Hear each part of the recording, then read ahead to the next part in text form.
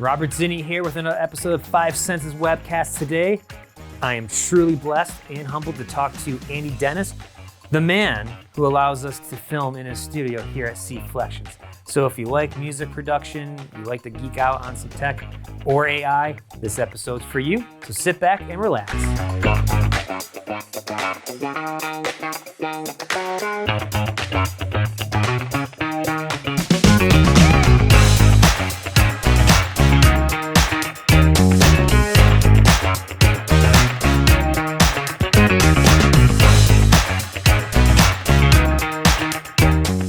5 Senses again with Robert Zinni. Today I have Denis in his studio, Seeflection, to go over some of the equipment and, talk music and everything else, maybe even AI. Andy, thanks for having us in your studio. Always a pleasure, man. Yeah. So we're here at your console. I want to know, you allow us to film our 5 Senses webcasts here, but what is Seeflection? Well, there's two parts really to Seeflection. One is this studio and audio, visual, and related equipment in place. The other is kind of what supports it, which is software-related development, and that's Seeflection, seeflection.com, seeflection.ai. Mm-hmm. And this is Seeflection Studios, which basically is audio-visual recording, mixing, mastering, post-production. Nice. And so do artists and musicians or corporations find you to help them master their albums, or how does that work? Well, what we're doing locally is just to provide, generally free of charge or whatever, if somebody wants to, whatever, it's just provided to people so they have something to use in the area. And there's a lot to it. I mean, there's a lot of good facilities, a lot of good mics and instruments and all that good equipment. And the core of it is really a set of software that we develop and we deploy within this. So it's kind of a media lab, meaning that it's a software development and testing and related facility. On the flip side, we do, and we're affiliated with and expanding upon with some of the mastering houses to take some of their stuff to the next level. We have a tech, which is a new tech. I'm not going to bore you with all the mumbo jumbo, but basically AI is used to create elements of, to put the music back into a state, whether it's stereo, standard mixes like for the radio, or immersive, like, the new spatial audio, Apple Spatial, or Dolby Atmos, whatever the format is. We come in with a technology that in real time turns it into something that is just much more like a master. And the idea is that it's been trained on a significant amount of actual live content and also very, very high quality. We actually use standard stuff that people are familiar with in terms of digital, but we also have something called DSD, where all the way up to 45 megahertz. In other words, like standard CD quality is 44 kilohertz. And that's fine. And it's pretty much towards the limits of what we hear. But there's always a difference. When you use standard technologies, if you went A/B, is it live or is it recorded? People have always said, well, yeah, I can hear it's recorded. And it was just assumed, well, it's a limitation of the speakers. It's a limitation of the recording. And there's a lot of things that went into it being limited. And before AI, you were kind of, at the mercy of the components, the way they were designed, the way they were put together, the combinations of them, and what they were capable of. AI, if you have a benchmark, and I'm simplifying it, but it's just generally speaking that if you have a gold standard that you're working towards, unlike prior development where you actually had to create the recipe, the actual program to go from point A to point B, with AI, it's more about having the data.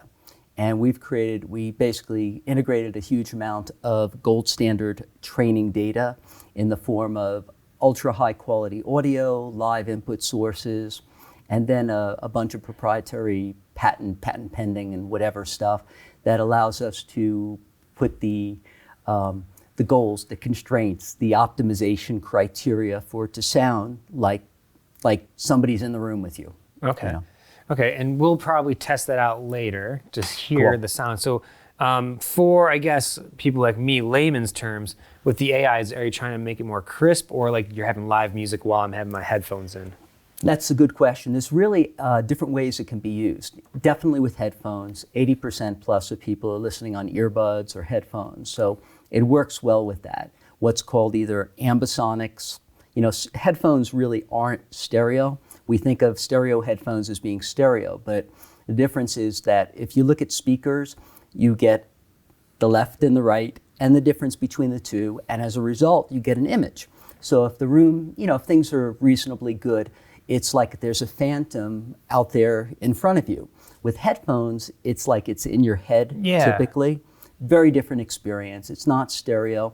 It's not even well imaged, but it's cool. It's fun, right? We restore that. We actually can do a whole bunch of really cool things that take it beyond what, like, at least from my experience, what I'm used to hearing if I listen to speakers, right? That's a pretty good base standard. With the right speakers in the right room and good quality recorded material, that can be great. We can take headphones, and we do take the quality of the headphones beyond what people are normally experiencing. Secondarily, we can actually deploy it within a streaming service, or out to, like in this instance, we actually have what are called plug-in format. So like people who've done like music recording, there's software basically, and we run it through our own created software, and allows us to go through our own system. So we go through the normal process, you mix, you master, the recording, and then we put it through this. And the end result is that it's much more real sounding, to put it simply. So this is the lab, everybody. This is the lab that we're in. So this is like the experimentation room. There you go. So before we get into some of the gear, what's the end goal with this technology that you're developing? Well, my goal, what I've done for a lot of years, I've been a software developer since I was in school, in college or whatever. And all the way back to the 80s, which was like, literally I started with punch cards and so forth in the late 70s, in high school into college. And I love software development. Something changed about 10 years ago. And it was a combination of factors. Google came out free of charge with a free commercial quality version of what they use in large part to develop in-house, called TensorFlow. And NVIDIA, the video gaming card company, created a set of extensions which were general purpose that allowed AI, instead of having to have which was really keeping AI in the domain of Wall Street and big pharma. You had to have a desk side at best, $750,000 tensor processing computer. All of that went away. So on $1,000 computer with free, software from Google, and even more importantly, terabytes of available data to train. Because for AI, unlike traditional programming where data structures and algorithms equals programs, it's really like the lifeblood, the oil, the energizing element of AI is data to train on, generally speaking. So we actually, the overall sort of trajectory of this was, I did traditional software development for commercial and military and government and all kinds of weird stuff over the years, and I shifted, and I only took on AI things starting about 9 years ago. And part and parcel to that, I created a website that was sort of a compendium of stories that we write and just stuff that we kind of we needed to keep up on, so we figured we'd spin it out for other people to be able to look at, and that's Seeflection. And also, as we started to do partnerships with various, because to learn something and to be able to be productive with it, it's much more effective if you actually have a hands-on project. So, getting paid to learn, that's what I did starting about 9 years ago, retooled for AI. And my love for many, many years has been sound, music, multimedia in the early days, as it was called. And this kind of allowed me to bring both of them together. So that's what Seeflection.ai or Seeflection.com and Seeflection Studios, which is a studio and the Media Lab, they kind of work together. Sweet. Well, I think it's time to go check some of your gear out. Okay, let's do it. So now we're standing up in the console. What is this device over here? It looks like it's a mixing board or something like that? Yeah, well, this whole thing collectively is a digital mixing console, as they call it, and it's for mixing, it's for mastering, meaning that after you get done putting tracks together and all of that, you put the polish on it, you give it a unified sort of whatever, that's the mastering. We also do the live recording. Obviously, all these different speakers serve different purposes. We have mains, which I'm not a big lover of standard studio mains, and a lot of there's the near field, these ones that are close here, these are effectively more like one step away from headphones, but they're truly stereo.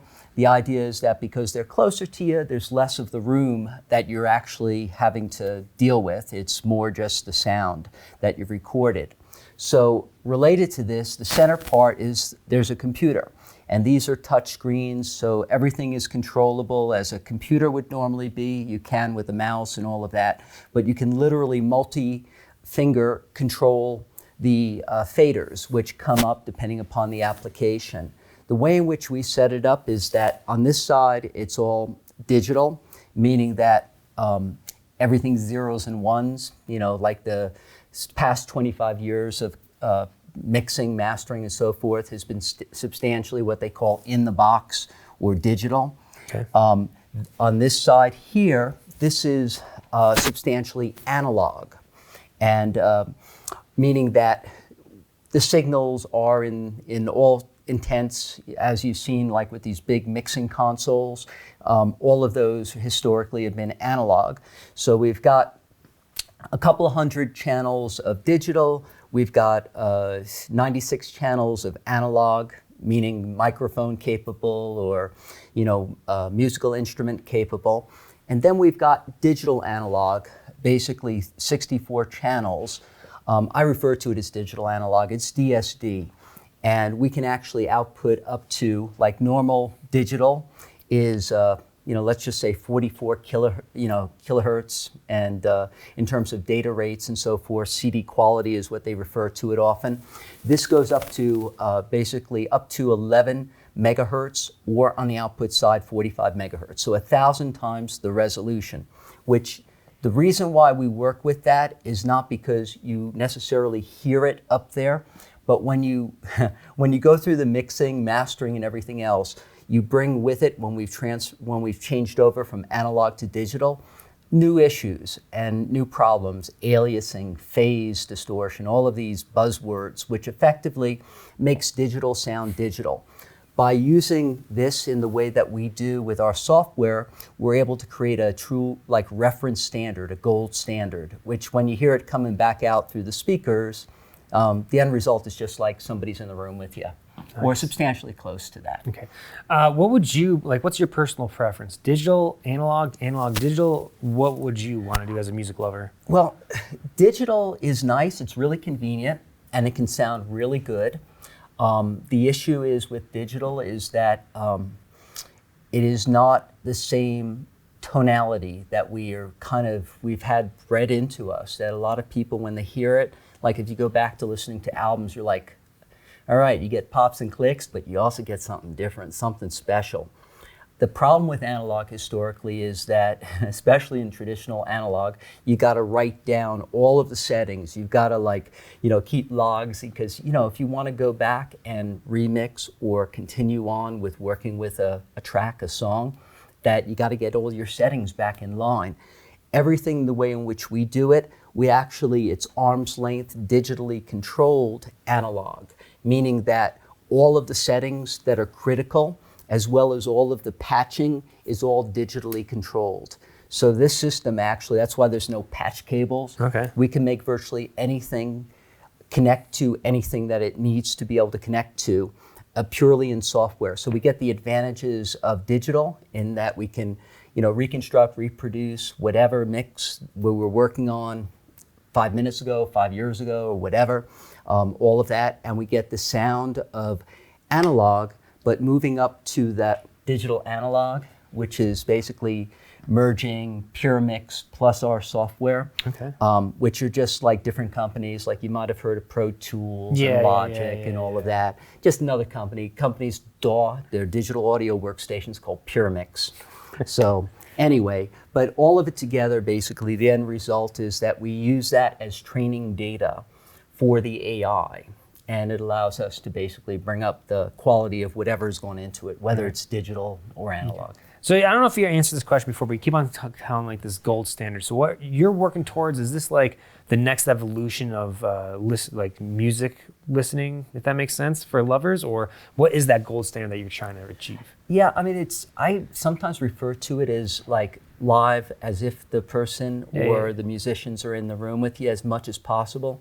Well, you feel that, right? You feel it deeply. It's very differently impactful. And we are also compensating for typical room issues, right? We're bringing back the dynamics. We're bringing back the natural aspects of the sound, because we're taking the reference standards of actual live and/or really as high quality as we can, an analog digital hybrid, and we're using that as to elevate the music too. Now, as far as the AI and how it does it, the neat thing about AI is, unlike traditional programming where you got to give it the recipe, the rules, every step of the way, you give it and I'm simplifying just generally speaking, because there's a lot of different ways you can use AI, but you basically have your goals, let's say your supervised learning constraint, your bins of what you want to get to, and where you're starting. And effectively, it does the calculations. It creates the Kanchenko machine, as it were, in the middle that effectively allows one to transform to the other. And initially we did it, and it was a post-production process. In other words, you take the sound, the music files, and you'd put it through it, wait several minutes, and it would come out the other end.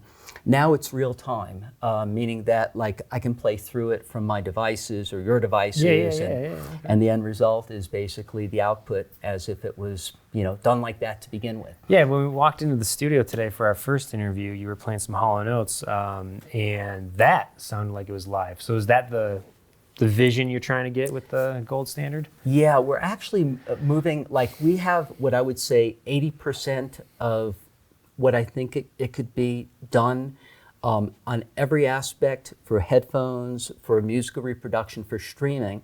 And we're about, I would say 30 to 40% of the way there for the studio live experience. Because there's a lot of components, a lot of permutations of things here. So that's part of what we're doing now, is filling in the blanks and tweaking it and giving it multiple passes. We have a couple of people that we work with. One is a young lady named Teresa Joy, who is very gifted both musically and her ear. She hears she's very fastidious, but also has a great aesthetic sense. Or at least I agree with some of the same biases in terms of the output and whatever. The next stage is to use some of her skills and biases and abilities to take the extra recovered dynamics, energy, and the other elements, which there's a lot of subtlety to how the music gets normally distorted within the digital or the recorded domain, even in analog, and use that information, that extra recovered energy, to actually take the music beyond. Right now, up to this point, we've done it to try to restore it to what would be a reference of a live standard, as in live musicians in the room. But there's more you could do with it creatively. Okay, cool. I have some of my personal music. Do you think we can test it out and see if why not? The music I record we can see? Maybe not for the people watching, but maybe we can pick apart that. Let's play with it. All right, sweet. Because, we can't use copyrighted music, I guess. No, and my music is all good, so. Very cool. So we're at a different section of the studio, and I have my project called The Glove On. It's pretty aggressive, Andy, so just let you know, but I want to test out your sound speaker. So what is my phone hooked up to right now? Okay, we have your phone going out into just what they call a DAC, but basically it takes the digital, makes it analog. Then what happens is it's going into this amplifier. This is it's a fairly cheap Chinese tube-based amplifier. Okay. I don't even know how they do it. It's not much more than the price of the tubes on these things, which is pretty cool. And then it goes out to the speakers. In this instance, it's going to go out to these speakers here, which I use as mains. I've Asperger's and Barefoot Audio and a bunch of others I've used, and I've always whatever. I mean, everything has its strengths and weaknesses, but I've been much more biased towards the Audio Den sort of quality of sound, and these are good. They're not super expensive speakers or anything, but they sound decent, and I can get a real good sense of what's been recorded. Okay. So that's what it's going out to when it plays. Okay. So again, this is aggressive because as much as I love jazz and everything, when I sing, this is what comes out. Yep. So cool. I'm excited to see if we notice a difference. Do it up. When I see ya, I'm gonna punch ya. Yeah, right. Give you a little more volume. Yeah, pump it up. I'm gonna kick you and make you scream. I don't want to mess with your Okay. I'm gonna push you and make you scream and make you scream. Beat 'em up, I'm gonna smack your face in. Not bad, right? Take your stomach out. I like it. You don't say for yourself, you're something. All right. Hey, I can tell a difference. Yeah, no, I'm sure. Especially when you wind up going back over to the imaging area, which is Okay. anywhere over there. That's where these speakers are pointed to. The room, actually, the interesting thing about it is you could actually make a lot of the room kind of a sweet spot, and that's part of the next thing that we're doing. I'll just show you quickly, but these are really just painted, these ceiling tiles, the things that go up in the ceiling, like in offices and stuff. Okay. And between that and pieces of styrofoam, we have an AI compensated, they call it matrix, but basically it just means conversion from the input to make these things sound really amazing. I did a smaller version of those, and we got all the way, except for the low bass, and it sounded really good. So I'm like, let's paint some up, let's make it, and we're gonna wind up hanging them up there and playing nice. through. But they should sound at least as good as these things natively. If we can tweak these things up a little bit higher, and then they'll be better than that. But the point is, that's $20 worth of stuff with a couple of vibrating elements on the back of it, and theoretically it would sound really damn good, hopefully. All right. Excellent. Well, Andy, we're running out of time, and I just want to Very say cool. thank you on behalf of Five Senses for allowing us to film in your studio. It was really good to finally know what you're doing with the music and the AI, because when we talk, it's all about AI, and sometimes it goes over my head. But you did a great job explaining it to me today. I'm glad. Yeah. So, Very cool. This was Andy Denis at Seeflection Studio, and I'm Robert Zinni, your host. And for more information about Five Senses, log on to 5enses.mag.com and like us on Twitter, Facebook, and Instagram.